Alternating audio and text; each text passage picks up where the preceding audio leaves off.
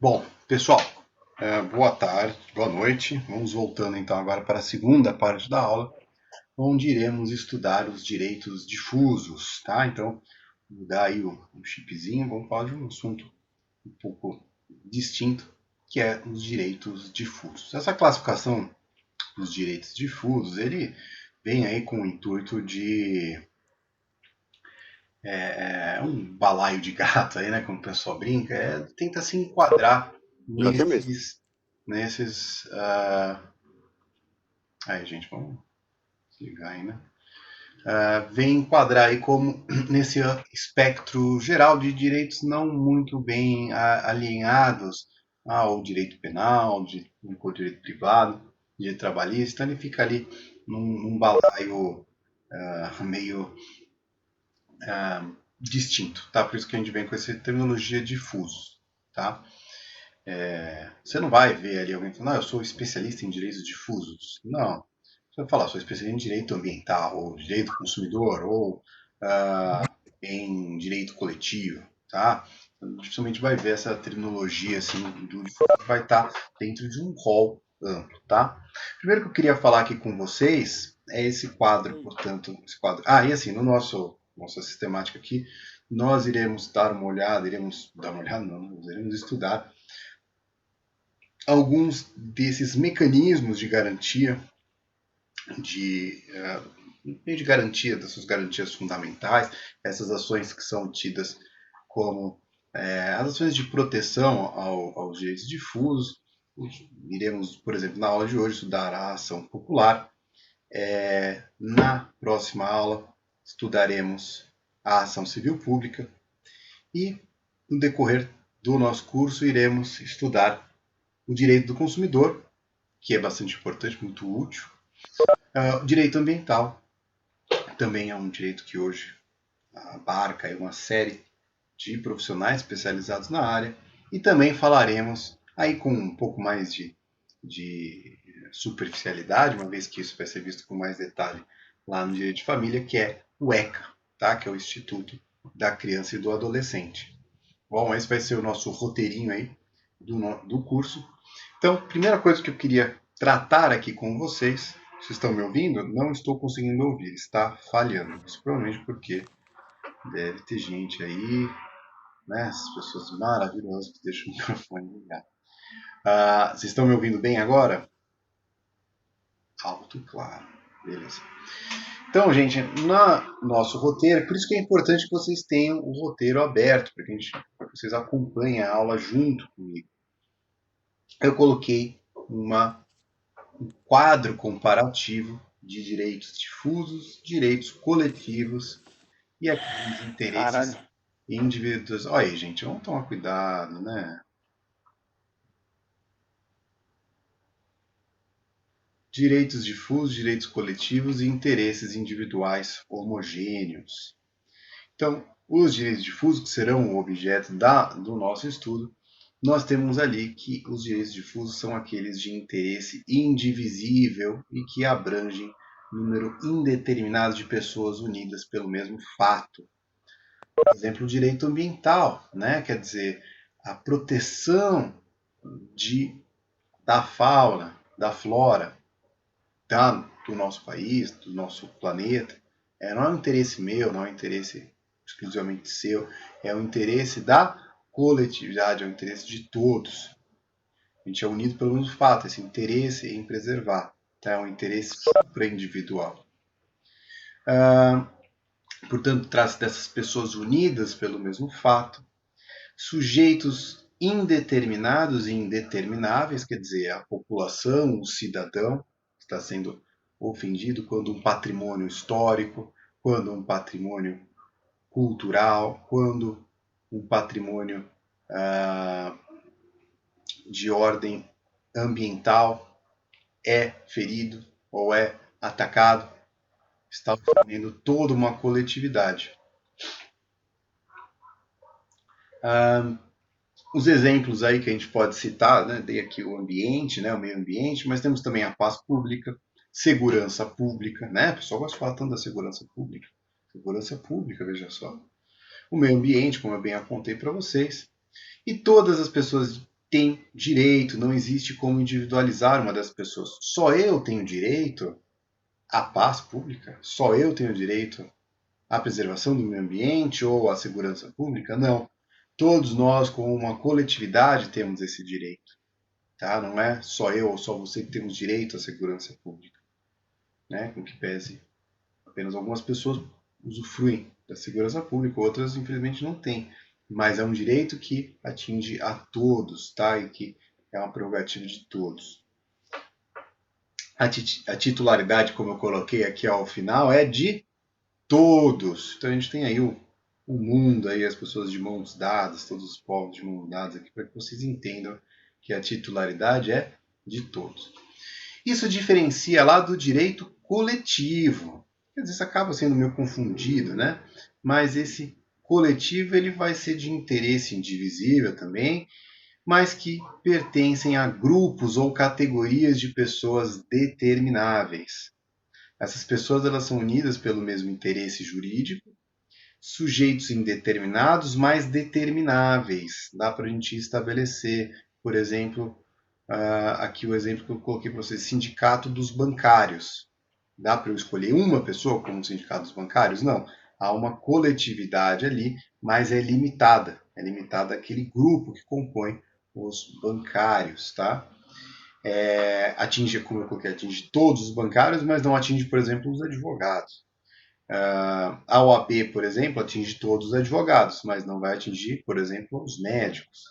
Tá? Os médicos, por exemplo, são um grupo também. Então, eles podem pleitear, os médicos podem pleitear alguma coisa, direito, podem pleitear algum tipo de prerrogativa, mas eles estarão ali limitados à sua área, né? Vão estar ali representados pelos sindicatos, pelas associações, pelos órgãos de classe, mas não estarão representando ali todos nós. Diferente do direito difuso, que são todos nós.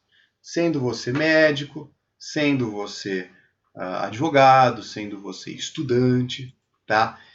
Vai atingir a todos no direito difuso. No direito coletivo vai ser em defesa de uma categoria específica, tá? Vai estar limitado. Não é individual, não é só de um médico, é de uma coletividade de médicos, de toda a classe dos médicos. Não é, por exemplo, não é só de um taxista, é de todos os taxistas e assim por diante, tá? São esses direitos que atingem um coletivo, mas um coletivo limitado, específico, tá? Uma pergunta: como ficam os direitos da coletividade nesse tempo de pandemia, onde muitas autoridades intervêm? Não entendi muito bem a sua pergunta. Muitas autoridades intervêm? As autoridades podem intervir em situações. O exemplo da nossa situação hoje, excepcional, né, de uma pandemia,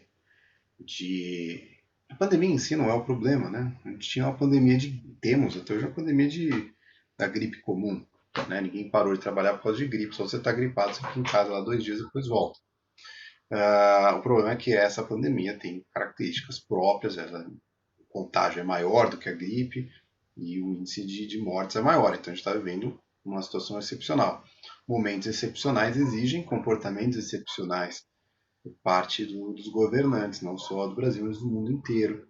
Claro que isso gera um conflito por parte da população. Não é de hoje que a população se revolta contra os governantes quando eles se opõem a alguns direitos para a garantia de saúde. Vamos lembrar aí no retrocesso histórico da guerra da vacina. Né? O Rio de Janeiro todo se armou, criou barricadas porque não queriam tomar vacina.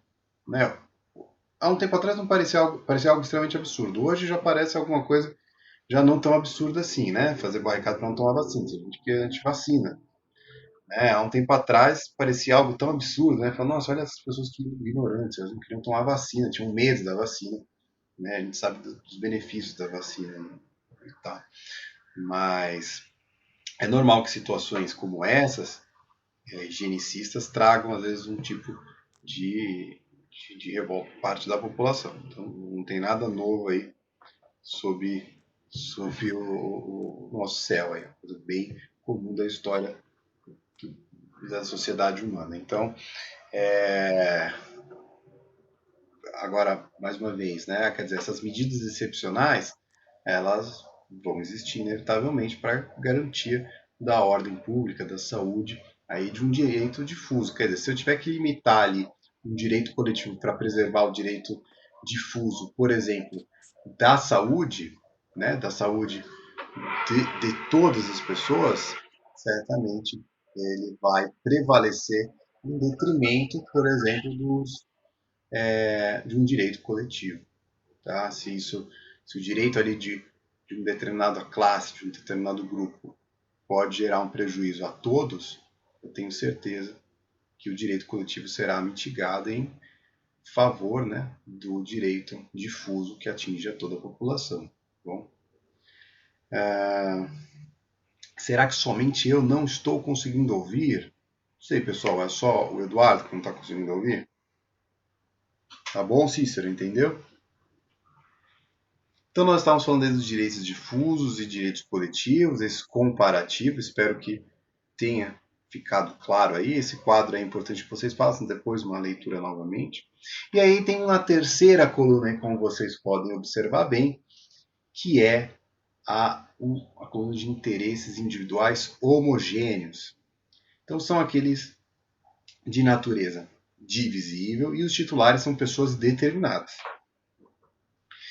Mesmo quando uma única lesão atinge várias pessoas, cada uma delas individualmente pode pleitear jurisdicionalmente a reparação de sua lesão para preservar o seu bem jurídico. Então é nesses casos aqui a gente pode mencionar, por exemplo, consumidores que adquiriram veículos cujas peças saíram defeituosas de fábrica. Tá? Então eles vão se unir e entrar com essa ação. São interesses individuais, mas homogêneos. Por quê? Porque são todos iguais. A gente fala de homogêneo, é algo que é igual.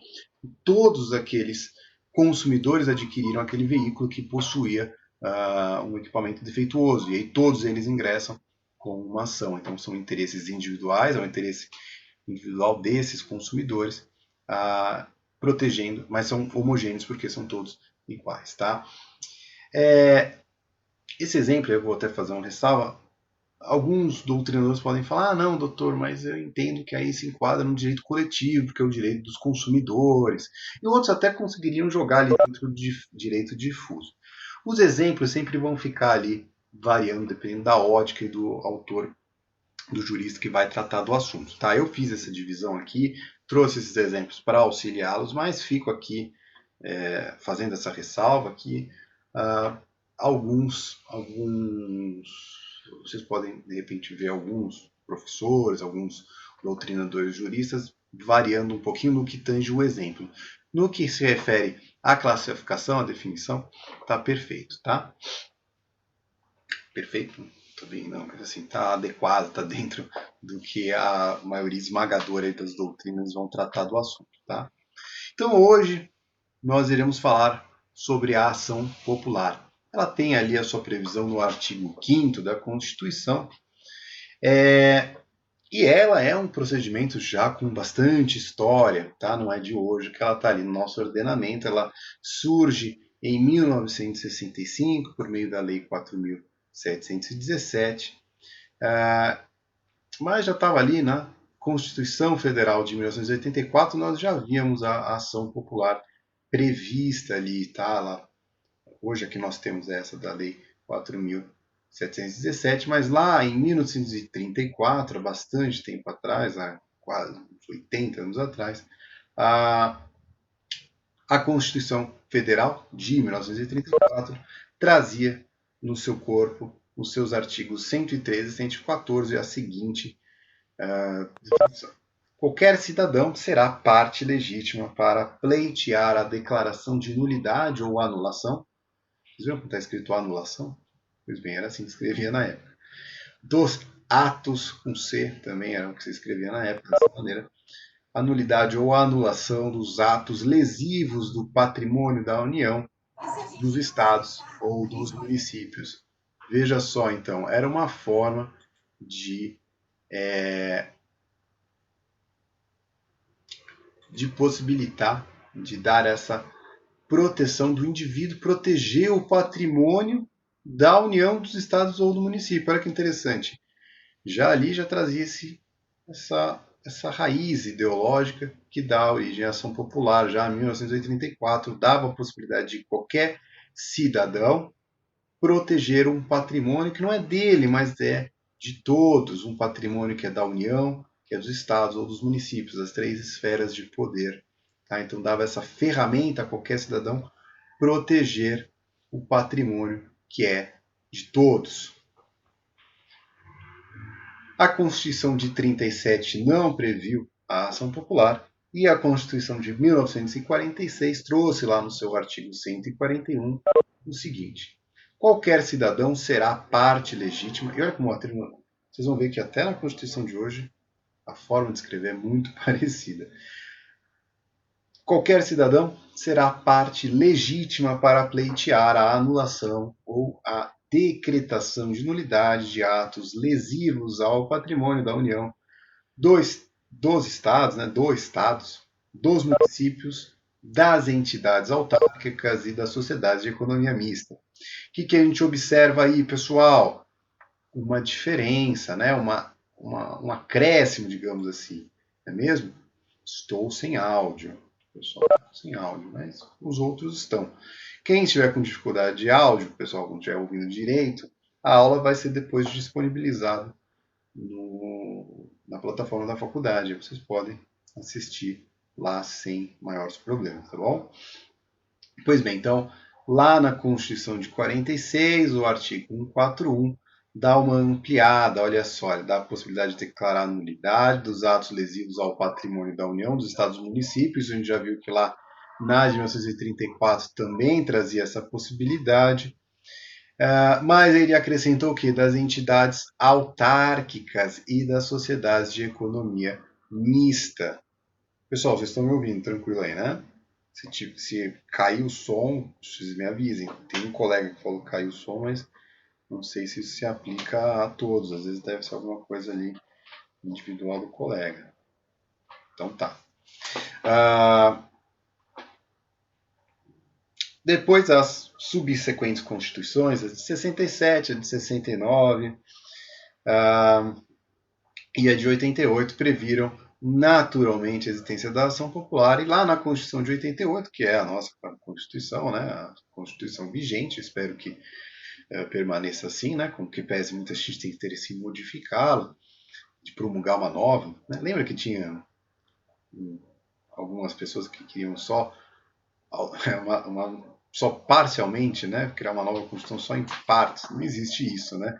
Isso é um pesadelo lá para o Kelsen, né? O positivismo exige que a Constituição seja imutável, que esses preceitos permaneçam sempre ali. Ficar mudando a Constituição o tempo inteiro gera uma certa instabilidade no nosso sistema político, econômico, jurídico e assim por diante, né? Ele vai alterar em completo a ordem legal, então nunca é uma possibilidade que um jurista mais positivista assim venha concordar. Bom, pois bem, a Constituição então de 88 traz lá no seu artigo 5º a seguinte definição. Vamos ler juntos aqui. Qualquer cidadão é parte legítima para propor ação popular que vise a anular ato lesivo ao patrimônio público ou de entidade de que o Estado, e é o Estado com letra maiúscula, não é o Estado em unidades federativas, tá? É o Estado como um todo, em que o Estado participe. À moralidade administrativa, ao meio ambiente e ao patrimônio histórico e cultural, ficando o autor, salvo comprovada má-fé, isento de custas judiciais e do ônus da sucumbência. Então veja só que interessante, né? A nossa Constituição amplia. Lembra como nós vimos ali na Constituição de 34, falava de maneira singela que você pode pleitear a nulidade ou anulação dos atos lesivos ao patrimônio da União, Estado e municípios. A Constituição de 88 amplia, ela fala que o cidadão pode, né, que ele é parte legítima para propor ação popular que vise anular, portanto, o ato lesivo ao patrimônio público de entidades do Estado com letra maiúscula, que ofenda a moralidade administrativa, o meio ambiente, o patrimônio histórico e cultural, e ainda ele limpa a barra ali falando, ó, se você, ficando o autor salvo comprovada a má-fé, quer dizer, se não tiver a má-fé, ele fica isento do pagamento de custas judiciais e dos ônus de sucumbência. Então, para entrar com essa ação, você não precisa pagar nada, tá? Mesmo que você perca, você não vai pagar a sucumbência e não vai pagar também as custas, salvo se não houve má-fé. Tá? Quer dizer, você entrou sabendo que você ia perder, mas entrou só para causar um atrito com o prefeito, só para prejudicar o prefeito, só para prejudicar aquele banco público, prejudicar aquela autarquia pública, você agiu dessa maneira só com a intenção de prejudicar, sabendo que ia perder, aí você agiu com má fé. E aí você vai ter que pagar as custas dos juros da sucumbência, do advogado da parte ali que venceu. Né? Lembrando que é o ônus dessa sucumbência, a sucumbência do advogado, né?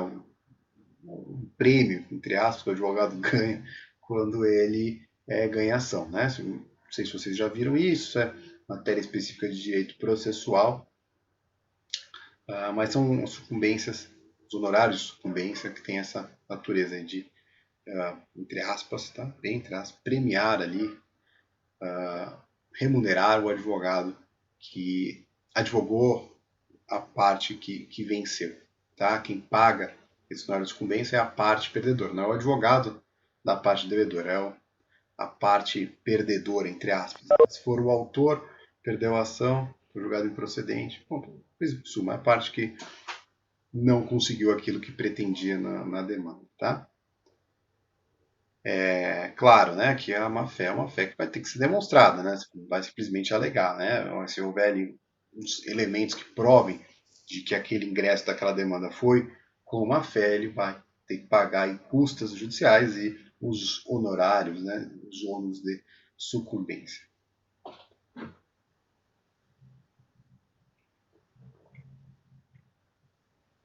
A professora Ada Pellegrini traz aqui uma definição que eu gostaria de ler junto de vocês, tá?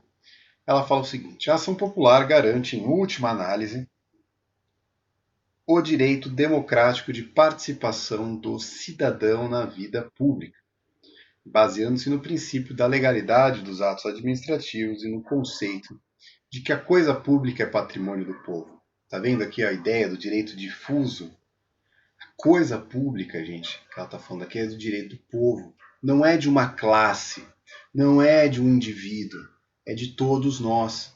Então, a moralidade da administração pública, a preservação do patrimônio cultural, histórico, do meio ambiente, são de interesses de todos. E aí a ação popular vai ter essa possibilidade, vai abrir essa possibilidade que um cidadão qualquer, que eu, que vocês, e a gente vai ver a definição de cidadão aí logo a mais, tá? Mas eu imagino que, muito provavelmente, todos nós aqui nos enquadramos como cidadão, também se não tiver, não tem problema nenhum, mas garante ao cidadão que você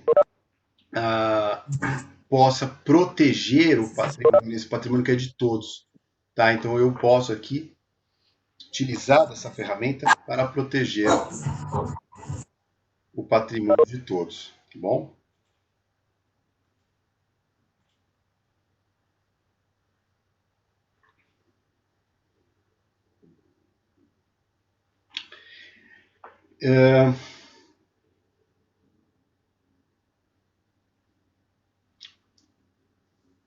Então, essa possibilidade do cidadão participar na vida pública, baseando-se no princípio da legalidade dos atos administrativos e no conceito de que a coisa pública é patrimônio do povo. Já nesse ponto, nota-se um estreito parentesco com as ações que visam a tutela jurisdicional dos interesses difusos, vistas como expressão de participação política e como meio de apropriação coletiva de bens comuns. Tá?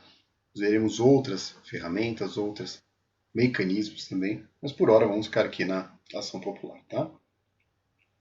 A natureza da ação popular é uma natureza de ação constitucional que estabelece exercício de direitos políticos de participação dos cidadãos no processo de formação da vontade estatal. Então, se eu sei que um prefeito, por exemplo, está destruindo ali uma praça na minha cidade que tem um valor histórico, é uma praça antiga, é uma praça que foi criada pelos fundadores da cidade e o prefeito não gosta daquela praça, quer destruir para transformar ali um rodeio, por exemplo, um estádio de rodeio. Eu posso me valer dessa ação, falando, olha, esse da ação popular, eu, cidadão comum ali daquela cidade, vou entrar com uma ação falando, olha, essa praça ela tem um valor histórico, ela foi criada junto com a fundação da cidade, ela não pode ser demolida. Vou apresentar essa ação para que impeça que aquela praça seja demolida. Ou de repente há um parque ali na minha cidade, onde as pessoas frequentam, onde é uma área de preservação ou é uma área ali que é de interesse daquela cidade, daquela comunidade aí. Eu vou ingressar ali porque é do interesse, portanto, de todos como de todos os cidadãos, tá? Então, eu posso me utilizar da ação popular como um meio de preservar, de impedir que aquele prefeito, que aquele governador, que aquele presidente venha a destruir algo, ou de repente que pratique um ato que ofenda a moralidade administrativa, né, que ele cometa um ato, por exemplo, que gere algum tipo de que seja ofensivo à moralidade administrativa, eu posso me valer, portanto, dessa ação popular. É isso que a professora Ada Pellegrini aqui nos relata no seu, nesse trecho aqui extraído e trazido aqui para vocês, tá? O artigo da Constituição, pessoal, já falei, está aqui no nosso, aqui na nossa, está aqui no artigo 5º, já especifiquei aqui para vocês, está transcrito, inclusive, aqui em negrito lá na página 1ª, tá? Da nossa aula. Não, não é a página 1ª, não, a página 2ª, tá?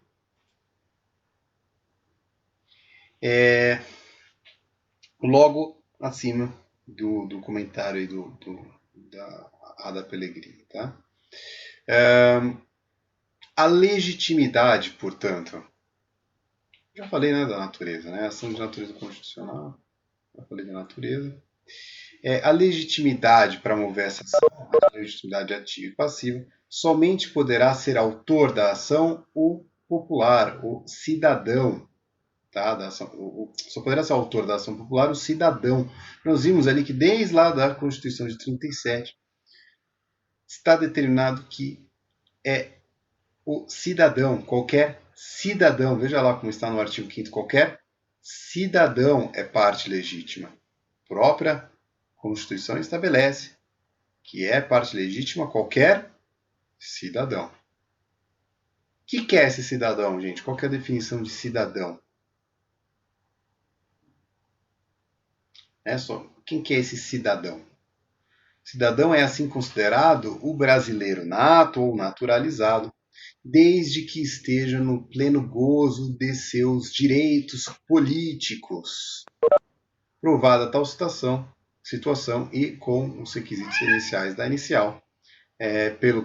Você vai provar ali que você está no pleno gozo dos seus direitos políticos através do seu título de eleitor e dos comprovantes que você participou do processo eleitoral.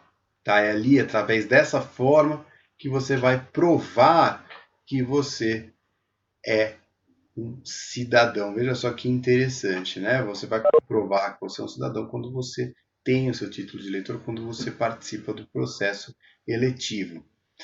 Veja, gente, um indivíduo ali que esteja cumprindo pena, né? Se cumpriu a pena, já terminou, você volta a ter lá os seus direitos de cidadão. Mas quando você é o indivíduo ali que está cumprindo pena, mesmo no regime aberto, por exemplo, mas você ainda está cumprindo pena, você está com seus direitos políticos ali suspensos, né? O preso ele não pode votar, né? Aquele que está cumprindo pena, como eu disse, né? Eu falei a palavra preso aqui, não necessariamente, às vezes ele está ali em casa, né? Está cumprindo a pena em casa, está em regime aberto, mas ainda assim ele está cumprindo pena, ele tem que ir lá, tempo em tempo, lá no fórum, na Barra Funda, falar com o juiz, assinar, mostrar que está andando na linha, né? Então, ele está cumprindo pena, não vai poder se valer não vai ser ali tido como cidadão, tá? Nesse sentido, porque ele não tem o pleno gozo dos seus direitos políticos. Ele não vai poder, por exemplo, ser candidato. Alguém que esteja cumprindo pena não pode ser candidato. Vocês viram que teve um candidato que não conseguiu, por quê? Porque estava cumprindo pena. Cumprindo pena não, né? Estava preso sem cumprir pena, né? Na verdade, não estava cumprindo pena, não. Falei, me equivoquei. Estava preso, porque estava preso, né? Ele não conseguiu ser candidato pela lei, por uma outra legislação, né? Pela ficha limpa, né? Porque ele estava respondendo processo criminal. Pois bem, então esse indivíduo, quando ele não está, ele não é tido, então ele não é considerado aí cidadão nessa definição, não vai poder ser parte legítima, ou seja, não vai ser parte ativa ali para mover a ação popular. Para mover essa ação popular também é a necessidade de advogado, tá? Vai precisar da presença de um advogado. E aí, como nós já vimos, não há necessidade, não há o pagamento de custos de sucumbência, salvo se houver a má-fé. Aí sim a gente vai pagar, vai ter que pagar custas e a sucumbência. No polo passivo, quem vai responder à ação, de acordo com o artigo 6 da lei, figurarão o agente que praticou o ato, então no caso ali do exemplo que eu trouxe para vocês seria o prefeito, a entidade lesada e os beneficiários do ato ou contrato lesivo ao patrimônio público. O Ministério Público, parte pública autônoma, funciona como um fiscal da lei, de modo como abrange ali o artigo 179, caput do Código de Processo Civil vigente. E aí ele fala lá com o Ministério Público como um fiscal da ordem jurídica, ele vai participar do procedimento como um fiscal de ordem jurídica. Mas se o autor popular desistir da ação, poderá, entendendo presentes requisitos, promover o seu prosseguimento. Então, o popular ali, o cidadão move a ação, começa a ação popular, mas ele desiste no meio. O Ministério Público pode pegar e continuar com aquela ação. Bom, promover, portanto, o seu segmento. A competência. A competência são as regras aí de competência, são as do processo tradicional, aquelas que a gente aplica no Código de Processo Civil.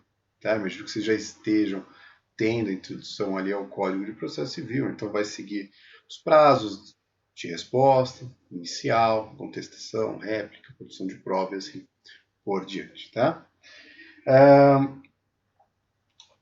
Deve haver, gente, a lesividade ao patrimônio público. Esse é um elemento essencial. Tá? Deve haver essa lesividade ao patrimônio público, havendo vício quanto à forma, ilegalidade do objeto, inexistência de motivos ou desvio de finalidade. Esses atos poderão ser anulados. Tá? E aí eu listei aqui para vocês um rol de casos emblemáticos, tá? Não convido aqui vocês a fazerem essa leitura posterior. Então, a lição de casa para vocês é acessar aqui a nossa aula e clicar nesses links, tá? Se vocês não sabem, quando vocês apertam Ctrl e clicam aqui se vocês tiverem computador, tá? Vocês vão clicar Ctrl, apertar ali no link e ele vai levar vocês ao site que eu coloquei.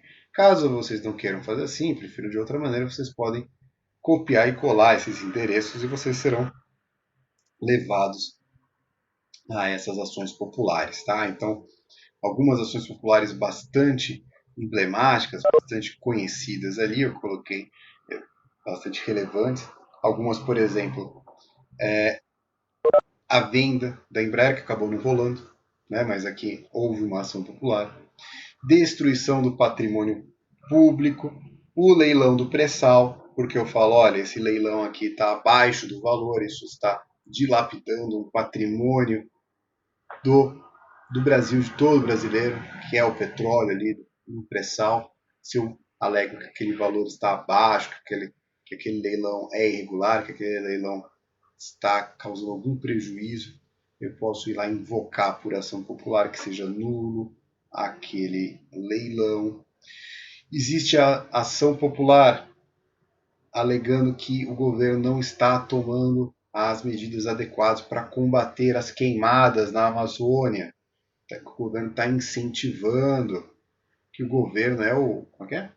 Capitão Motosserra, né? E aí você ingressaram com uma ação popular para tentar coibir esse tipo de postura do governo federal.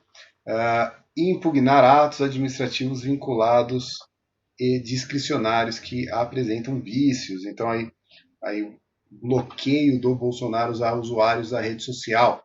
Então, o Bolsonaro, nosso atual presidente, ele utiliza bastante uma ferramenta que é o Twitter, né? Então, ele utiliza o Twitter de maneira ampla, né? Assim como o presidente lá dos Estados Unidos, o Donald Trump, também utiliza bastante o Twitter para comunicar. Então, acaba sendo uma ferramenta importante de comunicação com o cidadão. E é uma ferramenta que possibilita que você responda àquela pessoa que está escrevendo. E aí havia uma discussão, isso surgiu aqui no Brasil, também foi objeto de discussão lá nos Estados Unidos, porque os presidentes, especificamente aí o Bolsonaro e o Trump, bloqueavam aqueles que criticavam eles, né? Não quero ouvir suas críticas. Bloqueava ali o cidadão que se manifestava. Quer dizer, um presidente pode bloquear um cidadão? Eu posso bloquear, mas um presidente pode? O presidente que utiliza essa ferramenta, ele pode bloquear? Ele estaria ali censurando aquele indivíduo ou não? Né? Houve aí uma abertura dessa discussão nos Estados Unidos. Se entendeu que ele não poderia bloquear. Aqui no Brasil eu tenho a impressão que também se foi por esse mesmo caminho, ou talvez ainda não foi decidido prontamente se ele poderia ou não. Nós vemos aqui também os exemplos que eu trouxe, caso de senador que aceitou uma ajuda financeira de um grupo específico, quer dizer, ele poderia ter utilizado, que nós vemos esse aceite de recurso do G7, o grupo ali dos 7 maiores países, ele poderia ter aceito, não poderia. Nomeação de aras para a Procuradoria-Geral da República. Então é contra. Aí teve uma outra que é contra a comemoração do dia 31 de março pelo Bolsonaro, pelo presidente. Outra, decisão que barra a comemoração. Saiu a decisão, uma decisão que comemorava o 31 de março, né, o golpe de 64. Quer dizer, uma instituição democrática pode celebrar momentos de quebra da democracia? Pode, não pode? Né? E foi objeto de discussão nessa decisão. Fez o convite aí. Na reportagem, nem vai te levar direto à própria decisão. Se quiserem lá na própria reportagem tem o link para a decisão, mas aqui é mais a reportagem mesmo para que vocês entendam a amplitude da ação popular. Eu fiz aí uma busca de várias ações populares a fim de que vocês possam aí visualizar a complexidade, a amplitude que cabe às ações populares. Tá? Nomeação do Eduardo Bolsonaro para a embaixada também foi objeto aí de ação popular. E aí fiquem aí à vontade para olhar todos esses links aí apontados para vocês. São casos aí bastante recentes que eu coloquei à disposição. Selecionei os mais recentes, tá? Não tem nenhuma perseguição política aí, mas também se achar que tem, azar de vocês. Não pode ser objeto de ação popular. O quê? Os atos jurisdicionais, leis e outros atos sem efeito concreto. Por exemplo, uma lei, então, eu não posso atacar por meio de ação popular. Tá? Então, se eu acho que aquela lei é irregular, tem os meios, tem os mecanismos adequados para tanto, mas não vou poder me utilizar da ação popular, tá bom? O autor da ação popular deve proteger interesse da coletividade, não próprio, não podendo ser beneficiário imediato da ação. Então, se eu, por exemplo, aquele exemplo que eu dei lá do indivíduo que não quer que aquela praça que tem um valor histórico seja transformada numa arena de rodeio. Se eu não quero que aconteça isso, porque eu vendo pipoca naquela praça, ou porque aquela praça, ah, se for construído algo ali, vai atrapalhar a vista da minha casa ou do meu prédio. Por isso que eu não quero. Aí não vai, não tem que se valer da ação popular. A ação popular ela deve visar o quê? A proteção de toda uma coletividade. É claro que aí entra num entendimento subjetivo, né? Vai depender ali de uma análise subjetiva. Mesmo que fale, olha, é claro que eu não quero que fique esse negócio, essa arena aqui de rodeio na minha frente, mas mais do que isso, essa, essa área aqui tem um interesse de preservação. Então vai entrar no âmbito subjetivo, tá, gente? Inevitavelmente vai entrar no âmbito subjetivo. Mas, por fim, claro, você vai ter que, se eventualmente for alegado que você está utilizando da ação popular para proteção do seu interesse, você tem que demonstrar que não, que na verdade o seu interesse não que não é aquilo, claro, pode até te beneficiar num ponto, mas a verdadeira função é a proteção do interesse coletivo. Então sempre vai ter que ser desse interesse, do interesse difuso, né? Do interesse de todos, do interesse da coletividade, tá bom?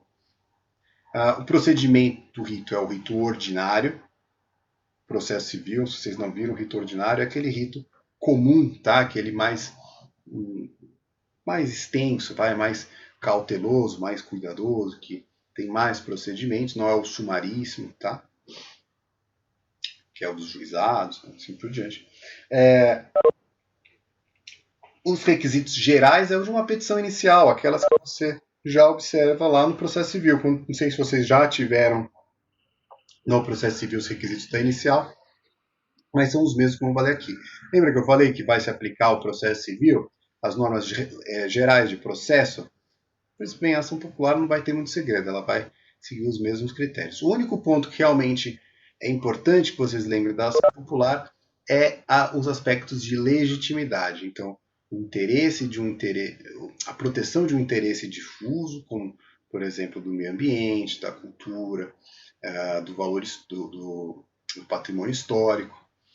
Legitimidade tem que ser do cidadão, portanto, é aquele que tem o gozo do seu exercício político. E basicamente isso. O resto são requisitos básicos ali do processo civil. No caso aí, rito ordinário, os requisitos básicos aí da ação da inicial, né, do procedimento ordinário comum lá do processo civil. Se vocês ainda não aprenderam, eu não vou entrar nos detalhes aqui, porque o nosso aula não é de processo civil, mas eu tenho certeza que vocês verão toda a propriedade, se vocês ainda não viram os detalhes dos requisitos para a inicial para mover uma ação no rito aí civil, tá? No processo civil. O autor, então, ele deve comprovar, né? Para ele comprovar que ele é esse cidadão, ele deve o quê? Deve provar a condição de cidadão, quer dizer, aquela possibilidade de exercer o direito de voto no momento de impetrar, porque lembra que nós vimos que ele tem que ser cidadão, a legitimidade é do cidadão, então ele tem que mostrar que ele é um cidadão. Ele vai mostrar ali através da sua carteira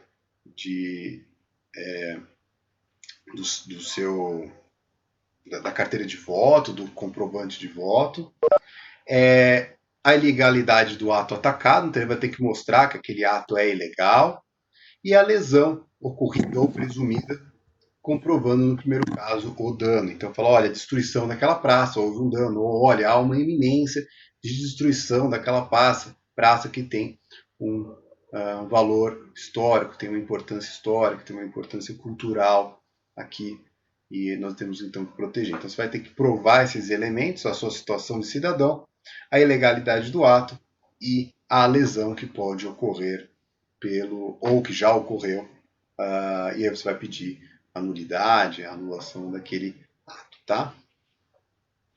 Bom, pessoal, vi aqui que mais uma vez perguntaram, falaram que o áudio está falhando. Eu queria entender aqui, primeiro, se vocês ficaram com alguma dúvida, querem trazer algum exemplo. Reforço mais uma vez que vocês, por favor, acessem aqueles links, tá? Se vocês não quiserem acessar isso aqui, procurem no Google, escrevam Ação Popular contra a autarquia, contra a União, contra os estados. Você vai ver que tem uma lista enorme ali. Escolham, leiam, tá? Entrem em contato para ver como, apesar de não ser algo do dia a dia do advogado, é algo que também é utilizado com bastante frequência. Não é algo do dia a dia, tá? É uma coisa meio pontual. Se você abrir um escritório de advocacia, não vai chegar ali todo dia alguém querendo entrar com uma ação popular, tá? É raro. Mas, por exemplo, se você for trabalhar lá na Câmara Legislativa da sua cidade, aqui de São Paulo, é possível que você se depare com um número razoável de ações populares, tá? Elas vão cair ali no seu colo, elas vão chegar a você certamente, tá bom? Porque ela tem às vezes essa grandiosidade, às vezes ela também é local, às vezes ela é ali de proteção ali de um patrimônio cultural, histórico ali de um lugar pequeno, de um lugar próximo. Às vezes pode ser algo grande, como os exemplos que eu trouxe, às vezes pode ser algo mais diminuto, mais específico ali da sua região, tá bom?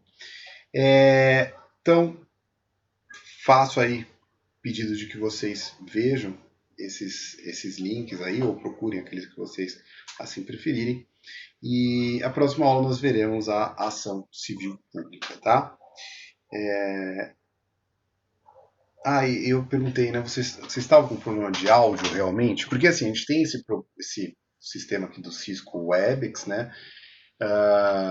É uma ferramenta boa, eu gosto de utilizar, mas também estava utilizando em outros momentos o YouTube.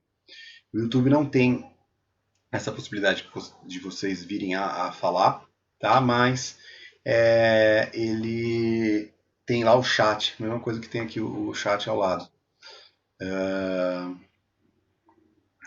No fundo, ambos acabam sendo boas, mas queria saber se vocês acham ruim, se vocês estão tendo dificuldade, a gente faz um levantamento e de repente a gente pode até alterar para utilizar o YouTube.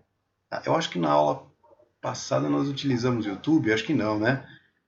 A gente já utilizou aqui, né? O Cisco, né? O Webex.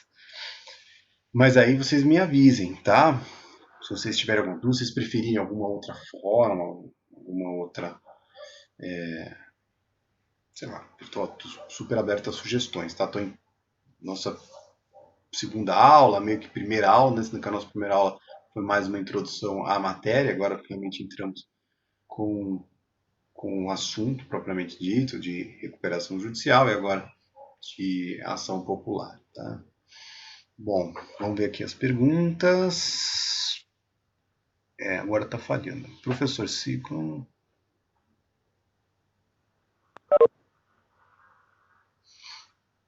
Olha, não votar, você está realmente descumprindo ali seu dever de cidadão. Mas você pode justificar, entendeu? Vamos supor que você esqueci de votar.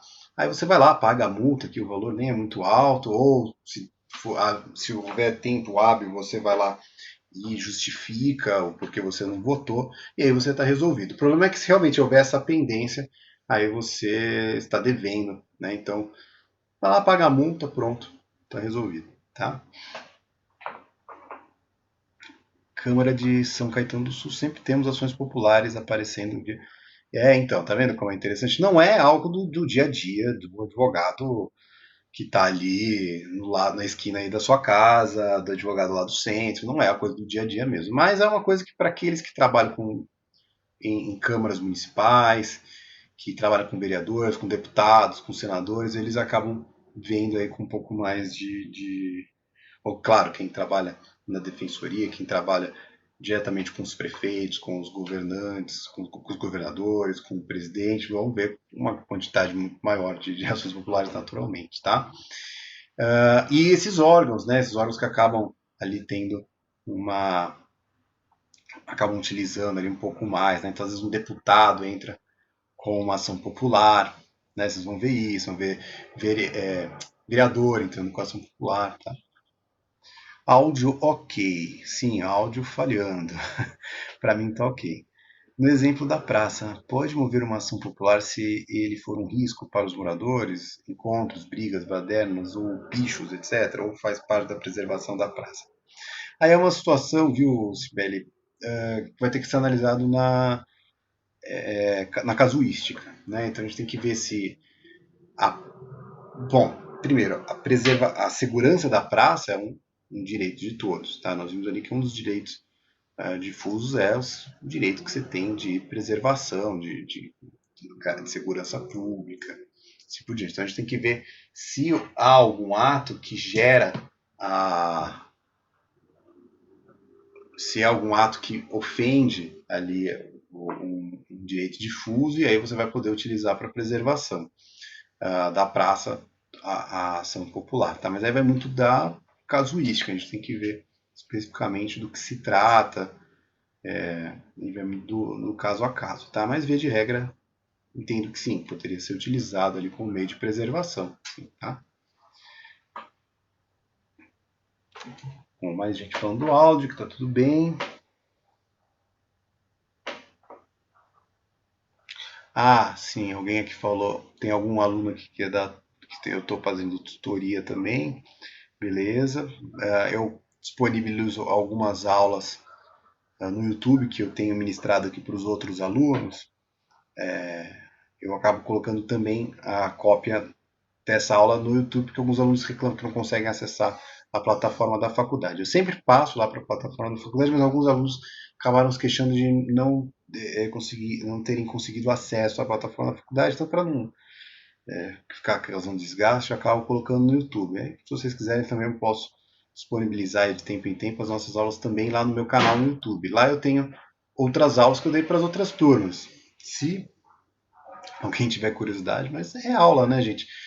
Tem um monte de aula no YouTube, né? Mas se quiserem ver a minha aula, tá lá no YouTube, tá?